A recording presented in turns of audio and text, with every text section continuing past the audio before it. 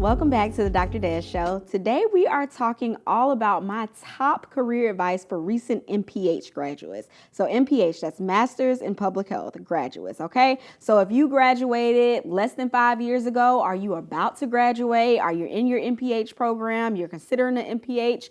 This is the episode you want to tune into. Make sure that you take notes. If you're driving in the car listening, make sure that you can listen, but go ahead and replay it and actually take notes, because I want to make sure that you get all the tips, all the strategies, so you can leave your degree and actually have a pathway to get to a great career, a career that you want, and just something that you love doing, and really have a strategic plan in getting there. Because so many times within public health, we're in school and we're learning the theories, we're learning the data analysis tools, but we're not learning about how broad this field really is.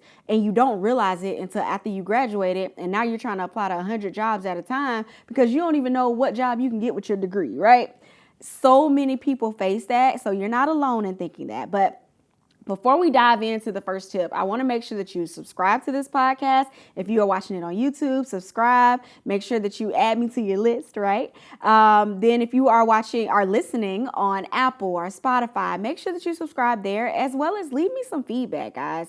Like, leave me a comment, leave me a review, rate it. Let me know how you like this podcast, because that is how I know, like, okay, continuing to go, continuing to give the people what they want, because that is the entire goal, right? I'm giving you guys a tool that is valuable, that is useful, and just things that I've learned over the course of my career. I've learned through helping people as a career coach, as a business coach, and all those things, right? So I want to make sure that you all are following, and share this with a friend, right? If you have some MPH friends that are struggling, share it with them. If you think that this will help them, please share it, okay? Put it in the group chats.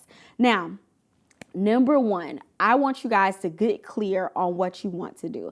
I'm not talking about when you were in school and you chose your track and you said, oh, I want to do health policy. No, I'm talking about what actual job you want to do. And that will come from one, like really analyzing your skills and thinking about what you like to do. Maybe you really like the data aspect of it. You really like analyzing data, or maybe you really like developing community programs, or maybe you really like doing focus groups with people, right? What are those things you really like? And in order to really get that, I do have resources for you. So make sure that you take the free Ideal Career Quiz. And that quiz is going to tell you literally all the things that you need to know, okay? That quiz is going to be that guidance that you need in order to say, okay, these are the type of jobs that I should start applying for. It's free. It's linked in the show notes down here. So go ahead and take that quiz and come back. So pause me, take the quiz, and come on back. All right. Or if you want to just keep going, just keep on going through.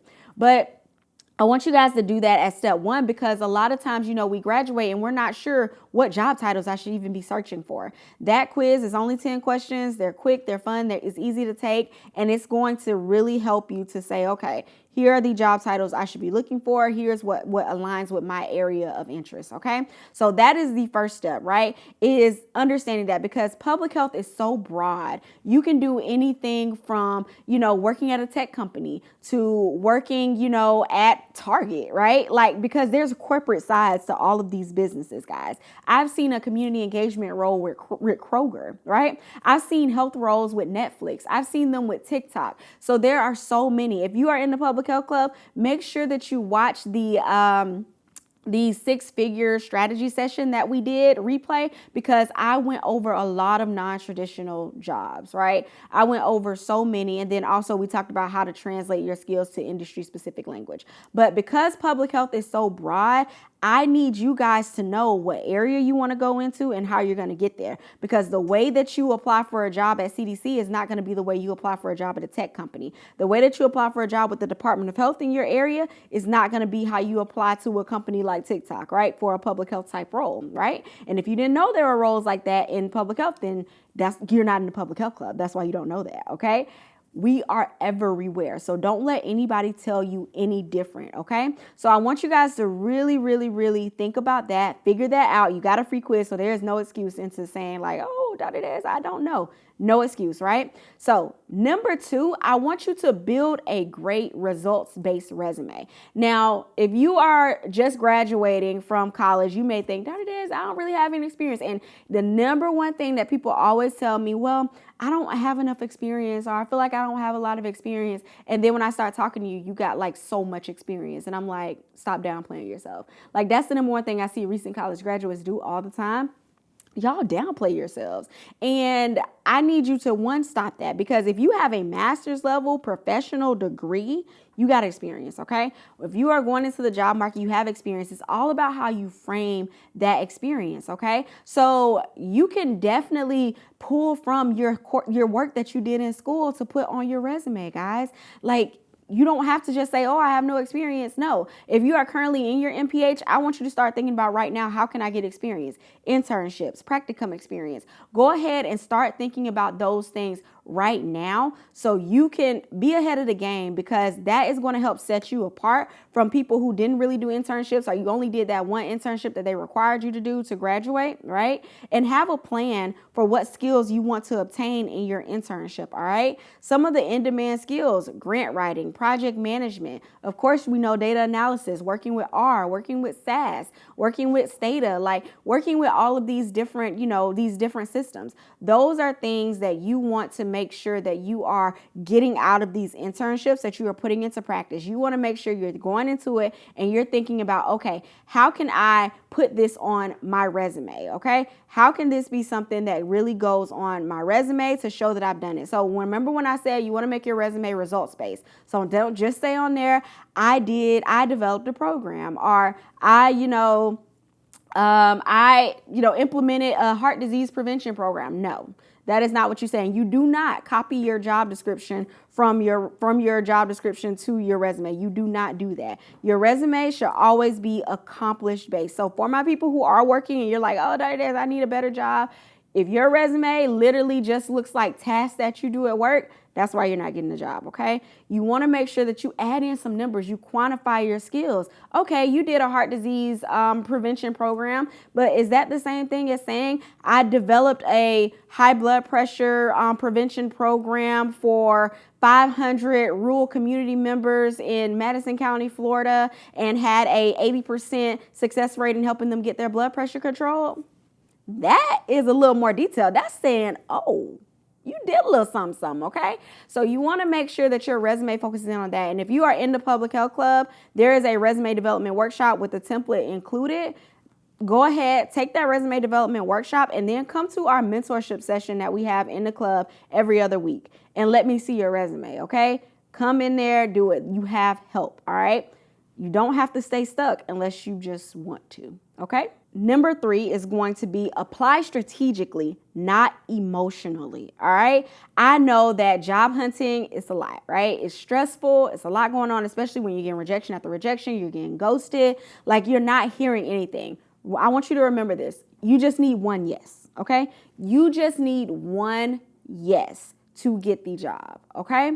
You don't need 50 yeses. You just need one. All right. And if you are applying to 100 jobs a day, I need you to stop, because you are applying emotionally, not strategically. OK, you want to make sure that your resume is aligning with every job that you're applying for. And I don't mean you got to change up your entire resume every time. If you know that you are interested in data type roles or data analyst type roles, then why are you applying for a program manager role? Why are you applying for an environmental health role? Why are you applying for this? No, like, that means you need a new resume for each job you apply for, because public health is not going to be like, mechanical engineering, like where, okay, this is what it is. This is what I'm applying for. Public health, you can do 500 different things. So that means you're going to need 500 different resumes. So that is why in tip 1, I wanted to make sure that you guys get really lasered in on what it is you want to do within public health, and then what job titles align with that. So make sure that you take that quiz that's in the show notes, the Public Health Ideal Career Quiz. And focus on roles that align with your long-term goal. So it's really hard to not think about like the short term, especially when you're like, Dr. Des, I need some money. I need some money in my pocket. I need it now. It's hard to not think about that. But one thing you have to make sure that you remember is that we are planning for your future, right? If you are in a dead end job, then all right, you probably gonna only want to be there for less than 2 years, and then you got to think about something else. What skills did that job give you to get you to the next job that's going to pay you more, that's going to give you more of what you want to do? You have to think about long term. What are those next steps? Maybe you want to be VP of a company. Maybe you want to, be the bureau chief at a health department, right? What jobs are going to get you there, and how can you really position yourself for that, right? What skills do you need to attain? Go ahead, even if those jobs are out of your salary range, or out of your even experience range, pull them, look at what they want, and then think about how your next job can get you those skills to get what you want. Job descriptions are the cheat code, whether you're applying for them or not. So if you see a job opening for a very high senior leadership level and you're like, I want to do that, go ahead, pull the job description and highlight the skills that you need to obtain, and make sure that you create a pathway for obtaining those skills. All right. And follow up intentionally with your applications. I know it's hard because they're ghosting people right now and everything like that, but you have to be intentional about doing that. Do it regardless, all right? If you're going to spend your time applying for it, spend your time too following up with it, all right? Don't just sit on it or whatever. If you don't hear back, okay, it is what it is. Like, keep going, because like I said, you only need one yes, okay? And I want you to get loud about your skills. So this is tip number 4, okay? And by getting loud about your skills, I want to make sure that you are presenting them, because a lot of jobs that you get is not just going to come from, I submitted my resume here. It's going to come for who sees you, who you know. So y'all know y'all are on TikTok, y'all are on Instagram. Get on LinkedIn like you're on there, all right? Make LinkedIn a part of the daily rotation. But I want you to make sure, do not show up on LinkedIn how you show up on TikTok, okay? Do not show up on LinkedIn how you show up on Instagram. You got to show up a little bit different, because LinkedIn is a professional networking platform, right? You got CEOs, VPs that are on LinkedIn every day. They can see you and they can instantly hire you. I had one one career coaching client that I had, and I don't do career coaching no more. This was back when I had my young black professional business like 5 years ago. But I had one client, I coached her up on how to do informational interviews. She landed a job from just asking someone that she met on LinkedIn about themselves, about what they're doing, how she can get there. They offered her a role within a few months, right? Like, networking is so powerful, and you sleep if you don't know about it, okay? So make sure that you are showing up on LinkedIn and you are showcasing your skills that you learned from your program. Like, your MPH is experience. Talk about the projects that you've done in school. Talk about what you've had to do. Talk about those things. Express your thought leadership on those things, because those are big, all right? Those are the things that are going to help people to see, like, okay, you can actually do this work. And you're going to start attracting people, right? You loud on TikTok, you loud on Instagram, get loud on LinkedIn. It makes sense. They are going to see you and they are going to know you exist. You're going to establish yourself as a thought leader, whether it's a thought leader for other master students. Other people are going to notice you and connect with you, and you are going to get opportunities. Recruiters are on LinkedIn 24/7. They are there. And, what you want to start doing is having the recruiters come to you instead of you trying to find it come to them. And that starts with positioning yourself as a thought leader. Even with a recent grad, you can be a thought leader, okay? Do not decide to put yourself in a box just because you're saying, oh, I only got a year of experience, or I only got a master's degree. A master's degree is a professional degree. I don't have the stats on me right now, but all the world does not have a master's degree, okay? So don't say only. You have something and you have the experience to prove it. You just have to have the confidence in order to say that, in order to shout it from the rooftops, all right? And number 5 is going to be get in the room. These conversations about hiring, firing, about, the next things that we're going to look for in public health, they are happening every single day. And if you are not in the room, you are not at the table, then you are on the outside looking in. And that is not a good place to be when you are job hunting, okay? When I say get in the room, I'm talking about with these conferences. In May, I attended and I spoke at the Young Health Leaders Summit. And the Young Health Leaders Summit, it is focused on those that are within the healthcare administration space. However, that translates to public health. We are in hospitals. We are in health insurance plans. We are everywhere. And because you're saying, oh, it's a healthcare administration type thing, type focus, I don't need to be in the room. No, that is exactly where you need to be. Everything that I heard there was public health. Pretty much public health. And a lot of times people just don't understand the connection because we're not helping them to see the connection. They're in their world. And it is our job, if we want to be at the seat of the table where healthcare innovation is happening, health tech is happening, all these things are happening, we have to put ourselves in the room, and we have to be intentional about putting ourselves in the room. Okay. Businesses are going on without you. Things are going on without you. Leadership and things are happening without you. Get in the room, okay? Start following and connecting with people on LinkedIn. Start speaking up in these group chats, these group meets. Start putting things out there. Start raising your hand and talking with people, right? Start doing it. Come to the conferences, come to the workshops. Be intentional about your connections, about growing and everything. Because when you're in the room, I guarantee you more opportunities come from you being in the room and you talking and engaging than they will from you just submitting your application out there and praying for the best, right? Like, you have to you have to be intentional about that. And you didn't get here in this podcast by just by any chance, right? You are listening here because something I've said resonated with you. Something I've said may have motivated you. Something that I've said may have got you a little bit fired up. Like, okay, I need to be intentional about what I can do, right? And when I say get in the room too, the Public Health Club is a virtual room that you can get into, right? I started that business because we needed rooms like that for people like you to go into. I needed a room like that when I was starting out my career, and I wish I would have had it, because I don't know how my career trajectory would have changed tremendously if I would have had a public health club, right? And I say that because now within the club, you get exposed to the biopharmaceutical companies and how you can be in those spaces using not getting extra degrees, using your MPH, using the skills that you have. How can you use your MPH to get into tech spaces? How can you use your MPH to get into spaces like the retail space, like Saks Fifth Avenue and all these other companies, NASCAR? Like, literally, they have public health positions, but the thing about it, they don't call them public health.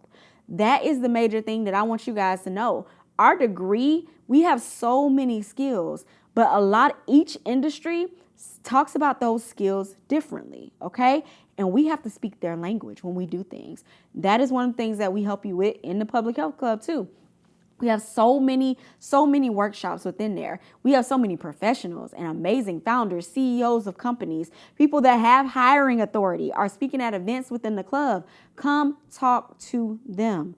Get in the room. If you just stay to yourself, the opportunities are not just going to find you in your bedroom, right? You got to get out there and you got to do the things. You got to network, you got to talk to people, and it might be scary. That's why we got virtual spaces too. Like, that's a little less scary, right? The virtual spaces, we ease on in and then we get into the other rooms, in-person spaces, okay?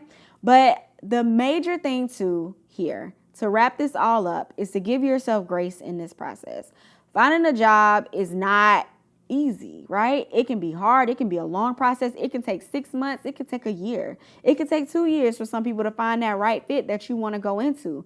But if you want to get further faster, you get help, right?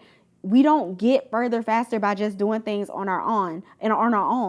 I listen to podcasts 24/7. That is how I've learned so much. I've invested in myself by doing courses, by doing mentorship, by getting a business coach. Like, all of those things I have invested in, and I have seen the return on investment. I have seen the growth. So if you are tired of doing things on your own, join the Public Health Club so you don't have to be in this alone. So you can take our resume development workshop, take all the other workshops, come learn about different areas within public health that they don't tell you about in school, and come get what you need to grow, to level up, to get to that next step that you want to. But all right, guys, I hope that this was helpful, that this really helped you to start thinking strategically about, okay, what do I need to do after my MPH? What do I need to do during my MPH? How do I best align myself to make the money I want, to get the job that I want, and to just continue to go further? All right, guys, I will see you next time, and hopefully I see you in the club.